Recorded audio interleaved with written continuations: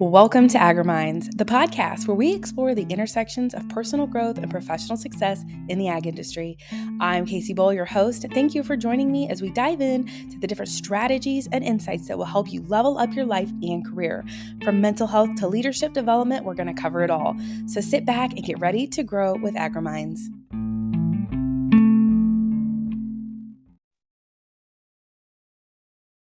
Well, hello, I am Kacee Bowl and I've got Leniczek with me today, and we're going to be talking about boundaries and personal and professional development within agriculture. And so, Erica, I'm going to let you introduce yourself, give us a little bit of a background on who you are, how you're involved in agriculture, and anything that anybody needs to hear to just help them understand who you are better.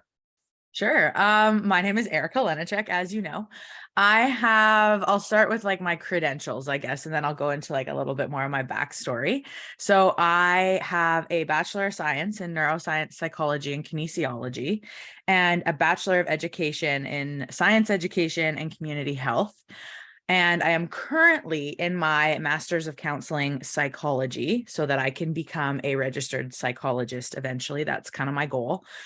And I also have 15 certifications in health and wellness in various like mental health teachings, personal training, different things like that. So just all encompassing, if you could imagine what it would be, everything from suicide intervention to personal training, literally full gamut. And I just love learning. That's what it comes down to. I get a lot of questions being like, are you just always in a class or like a something or school? And I say yes, because I just like to further my learning. I really do. I really value education. Otherwise, so that's kind of like me in a fancy nutshell. Otherwise, I live on a 5th generation Black Angus commercial, I guess, cattle operation. So we do cow-calf, that, and actually we just are getting some grass cattle this year, which is super exciting. We got our hands on some more land. So we do that, and we're just at the tail end of calving too right now. So that's my connection to agriculture. I'm also, I would say, like what you call like one generation removed from our family farm. So my grandpa grew up on the farm, maybe 2 generations, and then my grandpa left the farm and it went to his brother. And so I grew up not on the farm, but very understanding of the farm and respectful of the farm life. They're a crop operation in southern Saskatchewan. I'm also in Canada, which is like, I'm like the token Canadian sometimes, I feel like. So they're down in southern Saskatchewan. Big grain operation down there, and lots of different branches into agriculture with that as well. But that was always something we went to the farm in the summer times, and like family events were always like planned around seeding, spraying, harvest, stuff like that. So it's just kind of always been part of my life in one way or another. And then now I'm actually on my partner's family's ranch. So a little bit of a switch from the grain to the cows, but yeah. Otherwise too, I am the face of the brand Erica. That is me. I am the Erica behind that, on social media. And I'm also the voice behind the Rural Mindset podcast. So I have a little bit of a podcast and I talk about mental health tips, tricks, stuff like that, just spreading my knowledge into the world and pouring into people and my community the best that I can. So I think that's the full story about me. That is amazing. You have so many things that I could talk about with that. And, I've talked with some of our other speakers here with the AgriMinds group, and being multifaceted was sometimes something that I was embarrassed of because I felt aloof, if you will. Like I always felt like growing up on a farm or being within agriculture, like we need to have our niche, right? We need to either be really into soil, or we need to really be into cattle, or really into name the thing. And I'm always like, but I love all of it. I don't want to just pick one thing and run with it. And I think like, even going off to college, you know, like you have to pick your major, like, what are you going to do? And I'm like, I don't know. Like, I just ag business is what I settled on because I feel like that was the umbrella. But something that you mentioned just a second ago was that you loved to learn. And I honestly feel that to my core, as I am a lifetime learner. And John Maxwell is somebody that I follow. He is like the leadership god of like everything leadership. And he says that too, of like, he's just a lifetime learner. And when you're a lifetime learner, like success will follow you because like you're constantly like evolving. And so I would love to hear a little bit more about like how that has benefited you for those people in the group who are like, I like get intimidated by learning, or I'm kind of bored with it. I don't really have any interest in picking up a book. I don't really want to like stretch things. Like I'm good, I'm comfortable, and I just don't really see the need in that. I don't know if there's anybody like that within the group yet, but I would imagine most people within AgriMinds are ready to explore this.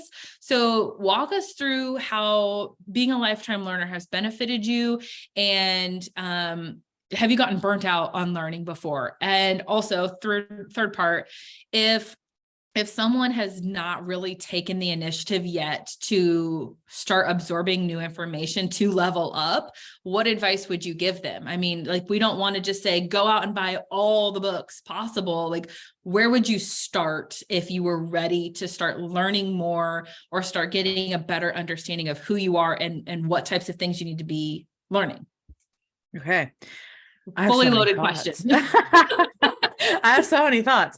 So I think being a lifetime, lifelong learner for me was never in question. Just the family I grew up in, doctors, lawyers, masters of whatevers, is what my family is like. We're very into, if you can have the opportunity to learn something new, do it. I think the biggest thing for me was the fact that I never wanted to be the person who didn't know things. And I find that to be such a closed mindset, is if you go into things and you're like, well, I know everything. That for me was something where even if I can learn something from everybody, and I'm always always have been the person who said, why? Like, why are we doing this? And I think sometimes when it comes to like, we're treating a calf or something, because I didn't grow up on a cow-calf operation, I sit there and I'll be like, so why? And that's the thing I want to add into this conversation with your questions is I hate reading personal development books. I've read them all, or I've listened to them all on audiobook form or something like that. But I actually don't like reading them because I like experiencing it. I love going to conferences. I like having conversations like this where you might ask me thought-provoking questions. That's still learning. I like in the mud when I'm sitting there with a calf on my lap and it's pooping on me and I'm sitting there and it's doing something, and I can look at Lucas and I can say, that's my partner. And I can say, why are we doing, like, what's going on? That hands-on learning for me is huge because I can ask those questions to the resource in the moment. And I mean, personal development books, don't get me wrong, they're great, but if you don't like reading, then throw it out the window. Like, my guy, like, you got to go find the way to learn that works for you. And so I think the other thing is I'm a teacher, right, by trade. So I am very much, as my teaching style was finding the way that worked for my students in front of me. And you don't have to go to, if you don't like going to conferences, don't go to conferences, read books instead, and make it fun.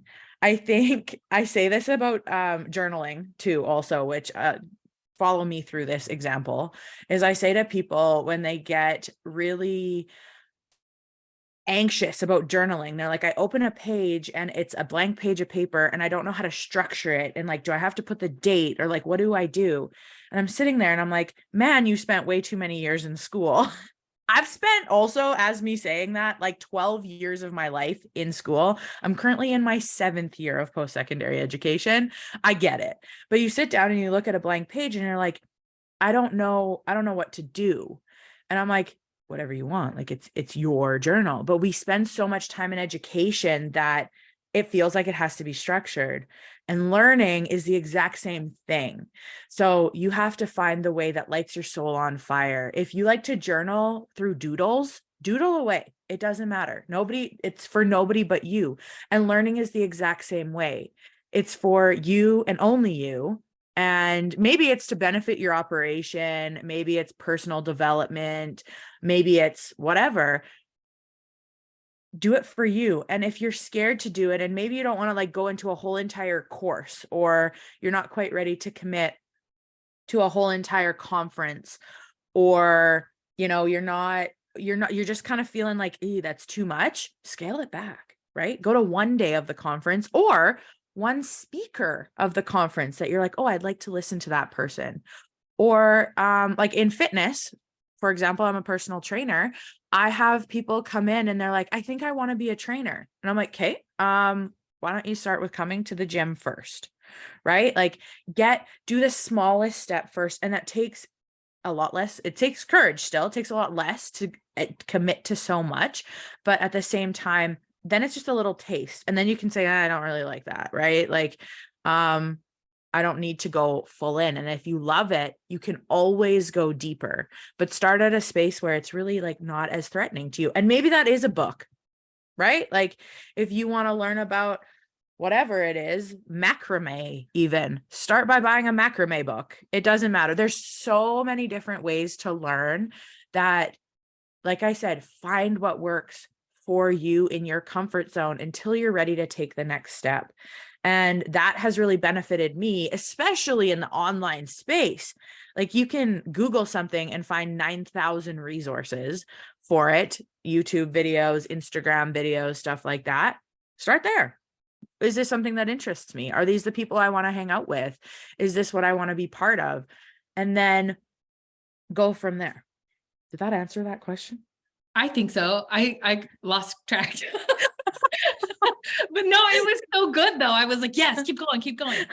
So where my mind was going. So within Agriminds, in the first two-ish, three-ish weeks, we're going to be going through something called the Working Genius, which is going to help us identify how we can fill our cup up and identify the things that drain our cup. And so each and every single member will have an assessment where it asks you all these questions, and then it's going to say, here's the thing that gets you excited, and here's the thing that drains you, and here's the thing in the middle of, we need just enough of it to scratch the itch, but if we do too much, it's going to burn us out. So it's really cool insight there. But I love that we're talking about this with learning too, because when we do the Working Genius, it's more so of like the tasks that we do or the things that we do, like how do we work with other people? How do we think about things in a certain light? But you can do that same application to learning too. So I love that we're touching on this beforehand of like, you need to figure out the way that is fun for you to learn, because learning can be really intimidating, which we talked about. I don't know if we were recording yet or if this was before, but learning can be really intimidating to people of like, I know I want to do something, but like the work seems intimidating. And I always say like, but goal setting can be fun, or like work can be fun. It doesn't have to be exhausting and covered in sweat and like just completely depleting for it to count. Like work can fill your cup up, and learning can do that same thing of like, if you do it in the way that makes sense for you, it doesn't feel hard. It doesn't feel intimidating. It's something you can look forward to. And the people that are like those dubbed lifetime learners, it's because we started learning in the way that made sense for us. Like I don't work out in the way that makes sense for other people. Like I'm not going to jump on a treadmill. I'm not going to go for a run. I'm probably not going to lift a whole bunch of weights, but I am going to put my boots on and I'm going to go for a walk in the woods with my kids and not realize that climbing over logs and climbing up hills and jumping across the creek is giving my body the same type of workout that my body is craving,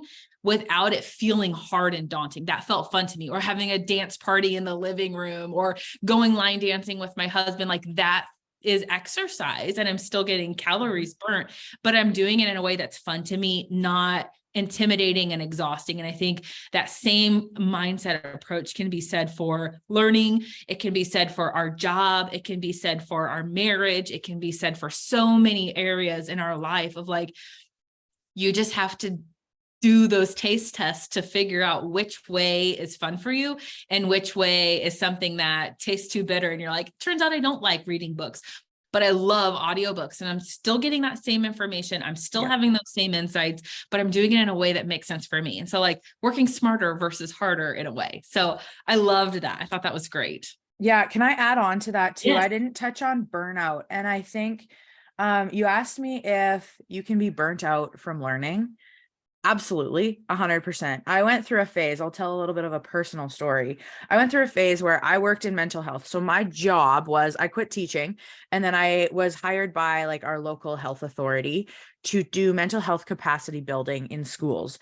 So I worked with kids kindergarten to grade 9 and I taught them mental health skills, support strategies, things like that for their developmental age. On my way to work, I would listen to personal development books. Then I would go and I would teach about basically personal development. And then I would have professional development on personal development. And then I would come home and I was trying to build like myself. I wasn't sure at that time whether I wanted to do my podcast or going to my master's or coach or whatever. And so I was consuming information in that way as well. And I ended up being like, like I'm so burnt out right now. I can't do anything else. And there's something to be said about the amount of information we consume and the mental load that there is with that. So if somebody feels like they need to do it all, or they need to be fully engulfed in something, that's not true. You can just know that basically what it comes down to is there's a kind of a line between mental load and success. And if you're here and you have way too much mental load, you're never going to be successful because your body can't keep up to that. But if you're here and you want tons and tons of success, then you have to also work hard. But working hard doesn't necessarily mean huge mental load. It could be consistency at the same level, doing like 1% more. It could be that you go and you take a new course. That might be it. But at the same time, you need time to sit back, take a step back and process that information. We can't be overloaded and inundated with information constantly. And we already are, because most of us are on social media. Maybe some of you aren't that are listening to this, but there's so much information. And that's where the waters get really muddied, because you have to try to figure out like, is this good information? Is this bad information? Which is more mental load for you as well. So understanding too, and all of this might take a little playing around, right? Especially if you're new, if you're like, the only way I know how to learn is sitting at a desk learning that way. And you are trying to figure that out for yourself, play around with it. And don't be afraid to be like, this does not work for me, because you'll find a way that does. And when you find a way that does, you're less likely to hit that mental load overload, and you're more likely to be passionate about it. And therefore you're probably more likely to be successful within that. Yeah, that's so good. I feel like I quoted John Maxwell just a second ago, but I'm going to do it again. He says to learn a little, do a little. And I think that, as we're talking about boundaries and just like, not only for who we are as a person, what we're willing to tolerate, but I think the boundaries could be implemented into our learning and how much of it we do as well. Like I know, like for my own mental health, I need to give myself a boundary of, I'm not going to expect myself to go all in, all out all the time. I'm going to give myself a boundary of, I know, and if I go past this line, that can lead me to putting pressures on myself, unrealistic expectations, burnout, depression, all the things that come with that. So I'm going to give myself maybe even a dotted line of just like, here's where I need to be for now. And anything outside of that is not going to serve me well. Anything inside of that makes sense. And I'm going to give myself grace if those lines start to bleed a little bit. But okay, here's where I can start. I'm not going to set these unrealistic goals. I'm going to give myself some boundaries and when I say boundaries, I don't necessarily mean like you can do this and you can't do that. It's more so of like, what am I willing to tolerate and what am I not? And if it's something that's leading me down a path of burnout or anxiety, then maybe I need to tone it down a little bit and come back on this side of that line. And I know that I do that a lot too, of like, I know that I want to serve my community, but I need to draw the line of how many boards I'm going to serve on, how many hours a week I'm willing to do that with. Yeah. So like, I know that I want to do something good. It's a goal that I've set, but if I go past that, it's not really me serving and doing it for good anymore. It's become more of a burden, if that makes sense. Anything you want to add to that? 100%. Well, I like your idea of lines with boundaries. This is just different verbiage, but I always talk about boundaries as, you know, those bubbles that people can like run on water in, and they're like a balloon kind of thing. Mm-hmm. So if you know what that is, hopefully you do. Your boundaries are like this bubble. Anything that makes you feel like this, anxious, nervous, like you have to make yourself smaller. That means it's pushing on your boundaries. Sometimes things you have to push your boundaries a little bit, but then when you have your boundaries, that bubble is fully expanded and you can move around within that bubble. You can be comfortable within that bubble. People can even push on that bubble, but there's enough space between you and what's going on that you can then say, I got this, and I have my boundaries of protection set up. Sometimes they lose air. Sometimes they get pushed on, things like that. But you're so grounded in that bubble, you're fine that you can push it back out. You can say, this does work for me, this doesn't. And with boundaries too, a lot of people think that just because everybody else is doing it this way, everybody else hires this person, everybody else seeds this way, other people are farming and doing cover crops or whatever, they have this much of a calving period, whatever it might be in an operational sense, that doesn't mean it works for you. And it has to work for you. And you have to be okay with saying, this doesn't work for me. How can I figure out a way that is? Because everything's figure outable and nothing is new. Quite honestly, I don't think that if you want to do something, there's gonna be somebody out there who's doing it or thought of it or tried it or something that can help you. Yeah, I totally agree with all of that. And again, it just comes down to being self-aware of who you are, what are your values, what are you willing to do to get the result that you want to get, and how do you do that in the way that works for you? You know, Right. like you could think about it again, like losing weight. Like I don't enjoy going out and running, but I also want to lose the same amount of weight that somebody else did. So how do I do that in a way where I get the same result ish? Because where I'm going to lose weight is going to be a different part of the body that somebody else could lose weight. So just knowing we're still after somewhat of the same goal, but we're going to have a different experience and we have to go about it differently. And we may have a little bit of a different end result, if you will. So yeah, I love all of that. Perfect. Good. I don't know if I Okay. have anything to add to that. So Well, we went down a little bit of a rabbit hole, but I think it was all really important. So some of the things that I wanted to hear your side on, knowing that you're someone who has taken the time, gotten the education, you are using these things to build a business.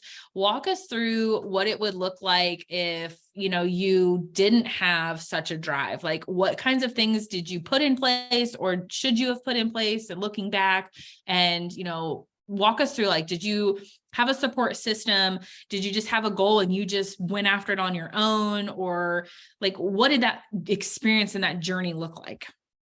it was messy. Like full on, it still is messy. So I think my first piece of information to give to anybody is it's gonna be messy and you're gonna make mistakes and you have to learn to do it exactly what I did and just sit there and be like, oh wow. And laugh. I could talk about so many things.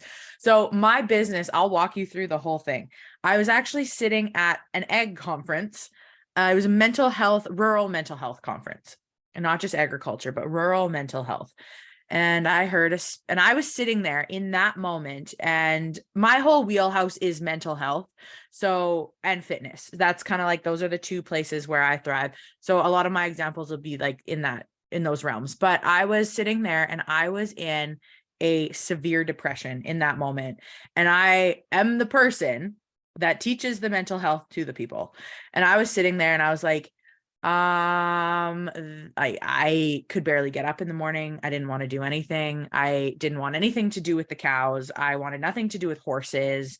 I also should mention this. I used to competitively jump like horses over fences. So as one of my friends referred to me, I am very strange in that way, that I live on a cattle ranch. I don't rope. I don't do anything like that. I hate riding Western. I actually jump, and I will sort cows in my jumping and dressage saddles. So I'll be that person. But anyways, I was in a ton of stress because of that. Finances, the stress of competing. My horse was also boarded. Yes, I live on a farm, and I board my horse an hour and a half away from my house. Like, there was just so many things going on. And I was sitting there and I was listening to the person who was speaking about mental health. And they said that the statistics for suicide rates in farmers was higher than anything else. And they were giving tips and tricks and stuff like that. And I just started bawling. And I was like, this is me. Like, this is the path I'm going to go down as the person who teaches the mental health to the people. But I was scrambling. My tools weren't working. I wasn't feeling connected to my counselor, stuff like that. So I was sitting there and I was like, okay, this is shocking. And I want to help this community. And I came home and I said to Lucas, I was like, so what, like, how can I help people when I'm this broken? And he said, absolutely, you can. That'll probably actually help you, make you feel better. But also he said, you need to get a different counselor for myself. So I did that. And then I started my business, and I just put it out there on my Instagram. At that time, I think I had like 600 followers. And I was like, hey, like, I'm Erica. This is changing, guys.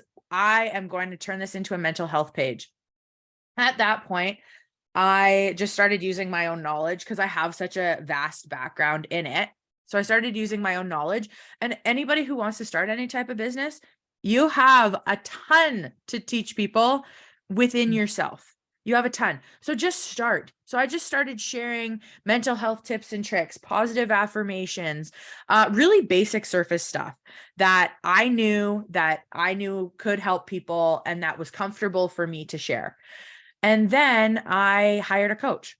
I hired a business coach. I met her at the first conference that I ever spoke at, I was not the keynote, but I was one of the speakers there. And she was the keynote, and I ended up hiring her, and she helped me kind of like get my business off the ground, started, because I was like, I think I want to like actually do this in some way, shape, or form. And so, yeah, like I took her course. It cost quite a bit of money, but it was actually very helpful to have that resource of somebody who had already done that and been there. And it didn't take me too long to do. And I got to keep all the materials. And I just knew that like she was somebody that I could jive with, who understood my business, because she also heard me speak, right? So she understood me from that aspect of things. Then I actually took a huge break.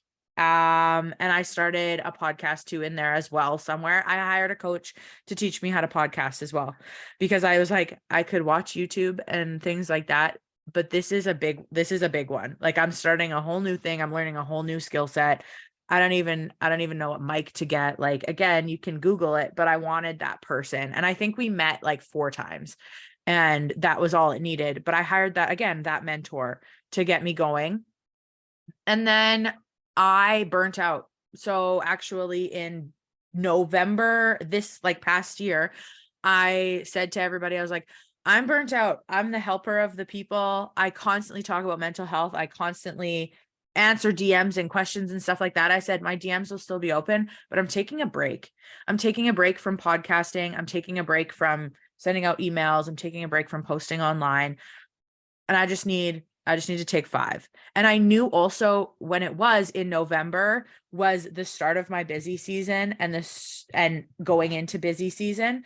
So it was kind of a little bit of like I need to shoot myself in the foot for 30 seconds, take that time for myself to step back, discover also again, like I was kind of unsure of where I wanted to go with my business. I hadn't applied for my master's yet. I didn't know what I wanted to do. And I needed to take a moment of reflection. So I did. And guess what? The world didn't blow up. I think a lot of people think like when you have to take a step back from things like that the world is just going to like kapoof. It didn't. So it did not do that. I took that time and then I came back to it full tilt, and things since then have been going smooth sailing.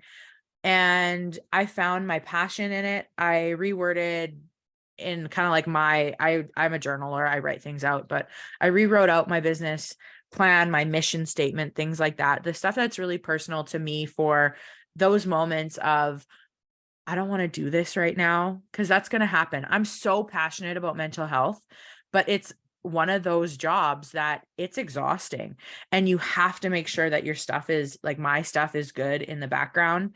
And I have to make sure that I have my tools and I have my mentors and people like that.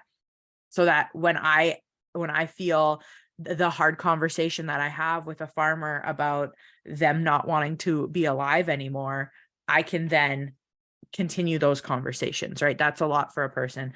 So like I said, I took that break. I don't have a mentor right now, but I don't really feel like I need one at this moment. And if I do, absolutely, I'll hire one. That also being said, I guess I do have mentors because I'm in my master's. I'm in school. But it was messy, right? Like I took 2 big breaks in there. I said, I don't want to do this anymore during one of them. And then I came back to it. I hired people. I spent money. I learned things. I changed my setup. And that's just part of doing literally anything, is sometimes you have to take a step back and reevaluate. And sometimes that step back can make you really appreciate it as well. So that's my story for my business. I love it because, a lot of the people that are going to be in AgriMinds are people who have felt unsettled and they're like, I got to do something different. Like I'm ready for a change. I don't know what it is. I don't know if it's my career. I don't know if it's a me thing that I need to work on. Like, I just know that there's something different. And I know from personal experience, when I felt that, I was looking at every factor and trying to make changes in all these places. And it was like so exhausting and so depleting. There is a power in pausing and just saying, okay, let's take a second to just analyze the situation, reflect on what's working and what's not working, and then regroup and then move forward when it's time and it makes sense for you. And I mean, there's definitely been times where I've gotten overwhelmed and I've been trying to absorb so much information that it's not sticking. Or I learned so much that I'm putting this pressure on myself of like, well, you should have known that. Why didn't you think about that? Or, you're not reading enough books, or you're not talking to enough people. Like I'm just putting so much pressure on myself, and that completely defeated the whole intention of me trying to be better.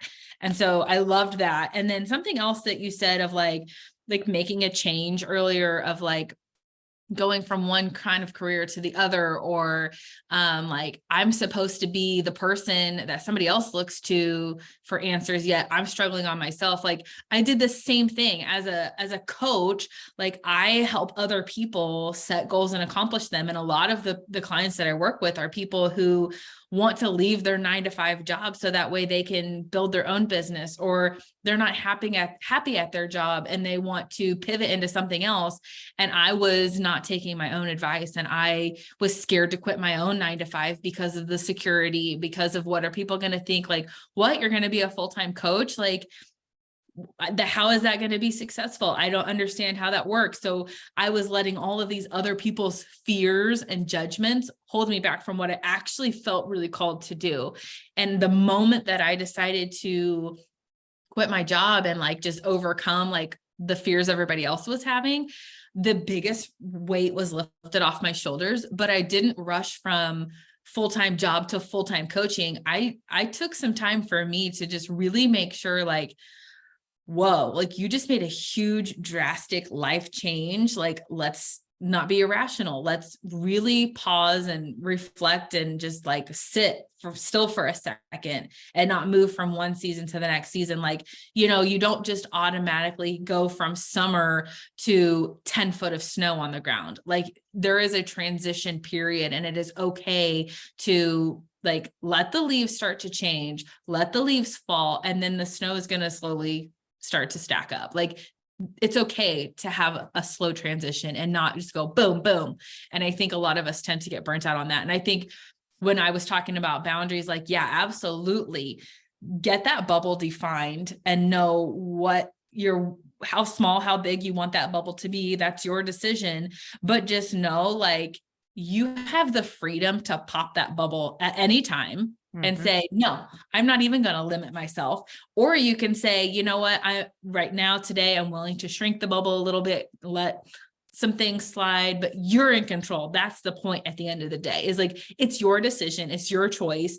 And you can let other people's bubbles affect yours, but you have the call.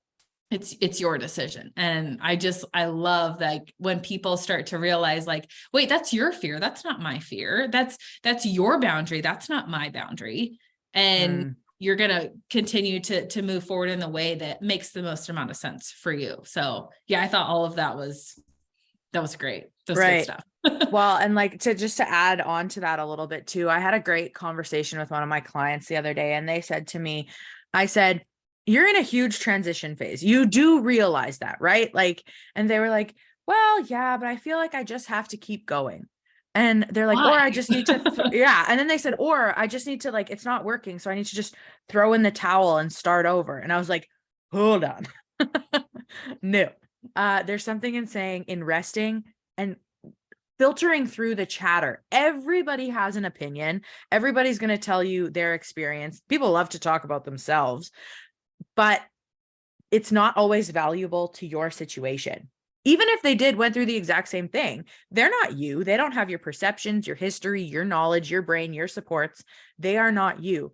And so I said to this person, I was like, maybe you just pause, like, just say like, and if you have a following, like for me, it was important to tell my people online that like, this is where I'm going. I'm good, but I just need to take time for myself.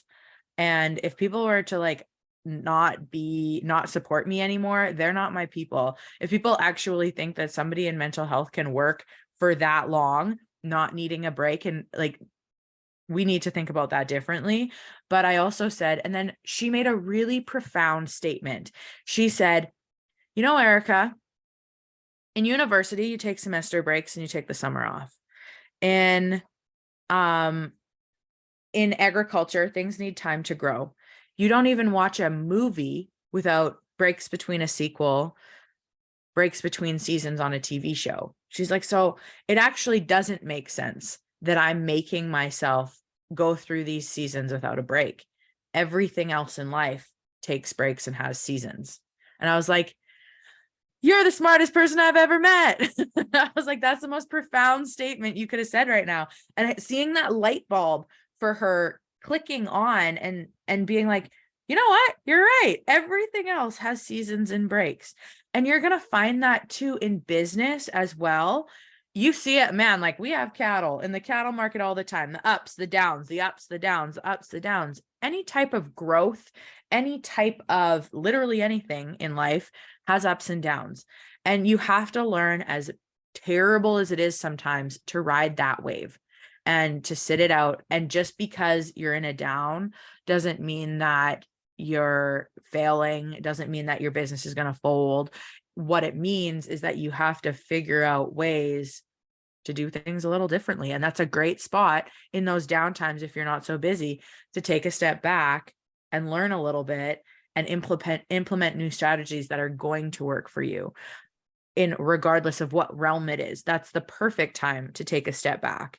And it might not be the perfect time to spend money, but after your first year kind of thing, once you know, like there's ups and the downs, then when you have your next up period, you can say, okay, I know there's going to be a down period. We know that in life. So maybe I'm going to prepare a little bit, save a little money, do something like that, get stuff kind of ready. And then I know that when I have that down period, that slower period, the cattle market drops, whatever it is, I'm a little bit more prepared. Mm. Yeah, that's so good. And I think that, within Agriminds, we talk about the intersection of personal development and professional development. And, like we talked about right before the call was, if we go too much down the highway of personal development, we lose sight of potentially like, how are we continuing to sharpen skills? How are we continuing to develop ourselves as an individual? But then if we go too much down the professional highway, then we may lose sense of like home and being rooted and like really just serving our communities and not having strained relationships, right? Like there's too much that can happen if we go too much down one way. So living and having that equal balance of personal and professional development and understanding ourselves as a professional and understanding ourselves as a person is huge. And so, yeah, I think that this conversation has been so insightful to just knowing like there has to be both. You have to think about both areas. But you don't have to do anything about anything unless it makes sense. Like no one's forcing you to go down the professional highway. No one's forcing you to go down the personal. It's just, it makes sense to maybe just sit at the stop sign for a second and say, which way do I want to go today? And the great thing about that is you can turn around and come back. Like you're not stuck on that highway. You can take the exit, you can turn around, you can pull over to the side of the road. Like it's at the end of the day, it's your choice. But it's so important to understand what comes when you go down either one of those two roads. So I love that. That's good. I always say, it's kind of morbid, but I always say, unless you're dead, everything is figure outable. Yeah. That's the literal only time. It might not be pretty. You might not like it, but until you're 6 feet under, my guy, everything is figure outable in some way, shape, or form. And sometimes the thing that holds us back from it being figure outable is our pride boundary. And sometimes you got to swallow your pride and just do the hard thing and do the ugly thing and do the thing that you don't want to do, because yes, there's something to be said about finding the way that works for you and stuff like that. But sometimes also you just have to swallow your pride and make ends meet and do the thing that is going to eventually get you there, but that's just going to hold the surface for a little while too. Yeah. Like it's always like, there's always so many factors, and it's not just one thing in a linear direction, as much as like that would be so great, but that's not realistic. Yeah. Yeah. No, I love that. So as we kind of wrap up today, what final pieces of advice or final things would you say to someone who's just like, I just know there's something different, or I need to do work somewhere, but I don't know what that is? Where would you advise that they start, or what would be like the first piece of advice that you would give them if they're about to embark on like a life-changing journey? I would say, listen. I have a couple things. Listen to your gut. A lot of people push through these feelings of like, my gut's telling me this, my gut's telling me that. But I don't think it's right. There's something to be said about your intuition of, if I'm making this huge life change and it feels terrible, what do we need to do? Listen to your intuition a little bit in that regard, because your body knows, your body keeps score, and your body has a lot of information to tell you if you can listen to yourself. The next thing I would say in listening to yourself is brain dump. Whether that's a conversation with a friend that you can trust, where you tell them all your ideas and bounce things off of them. Probably pick somebody who's like supportive and kind and uplifting to have that conversation with. But brain dump, journal it if you want to. Another good trick for brain dumping is audio messaging on your phone, stuff like that. Like find the way again that works for you, but brain dump all of your ideas, the things you think could happen, the things you think that are good that might happen, your fears, everything like that. Just get it out on paper, because sometimes writing it down, you'll see this fear and you're like, that's actually not even possibly going to happen. So That's just something I can like cross off, but then that gives your brain and body, it moves it from one area to another of your brain, and it gives your brain time to process it. So it's not as scary and it's less anxiety inducing. The other one I would say is hire a mentor, get help in some way, shape, or form. It doesn't matter who that is, what it is. It's so funny because like when we think about kids, when you're a kid, you want coaches, teachers, people in their wheelhouse. People push their children into things and stuff where they learn and they're exposed to things. There is zero things in life that change from childhood to adulthood other than our thoughts and perceptions on why we should or shouldn't have a coach, why we should or shouldn't prioritize ourselves, why we should or shouldn't do things. And that's just a story you tell yourself. So don't be afraid to start a new thing and hire somebody or work with somebody to do things. And also, if you are a parent, it's really, really cool for kids to see their parents passionate about something, thriving, learning something new, and taking lessons. Like I remember as a kid, my dad was like pretty good at hockey and baseball. And I would get so excited to watch him play hockey or play baseball. And I think at one point it was like, the kids don't need to come to this. Like the girls are fine. We'll get a babysitter, whatever. If you take them with you, if it's an environment that allows it, obviously, right? Like there's some things that may not, but like, that's really cool for them to see.